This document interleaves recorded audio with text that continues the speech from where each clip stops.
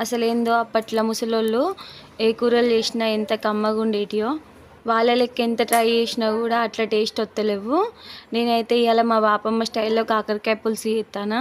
ఈ కాకరకాయ పులుసు కోసం నేనైతే ఇట్లా కాకరకాయలు, అట్లనే 2 పచ్చిమిరపకాయలు, 2 ఉల్లిగడ్డలు, గింత ఉల్లాకు, కొద్దిగా కొత్తిమీర, అట్లనే గింతంత చింతపండు అయితే నానబెట్టుకున్న. తర్వాత గిన్నె పెట్టుకొని పొయ్యి మీద నూనె వేసుకొని ముందుగానైతే కాకరకాయలు వేసుకొని అవి గోలినాక పచ్చిమిరపకాయలు కూడా వేసుకున్న. పచ్చిమిరపకాయలు కూడా గోలినాక ఉల్లిగడ్డలు వేసుకొని మంచిగా గోలించుకోవాలి. ఇట్లా గోలిన తర్వాత కూరలు ఇప్పుడైతే కారం వేసుకోవాలి, కావాల్సినంత కారము, అట్లనే ఉప్పు కూడా వేసుకొని మంచిగా కలుపుకున్నాక నానబెట్టుకున్న చింతపండు నుంచి ఇట్లా పులుసుని తీసుకొని పోసుకోవాలి. బాగా మరిగించుకోవాలి. ఇట్లా మసిలిన తర్వాత లాస్ట్ కొత్తిమీరను జీలకర్ర మెంతుల పొడి వేసుకుంటే కాకరకాయ పులుసు అయితే తయారవుతుంది. ఎట్లున్నది చూసిల్లా, మంచిగా ఉన్నది కదా. మీరు కూడా వేసుకొని తినండి. నా వీడియో కనుక మీకు నచ్చితే లైక్ చేయాలి అబ్బా.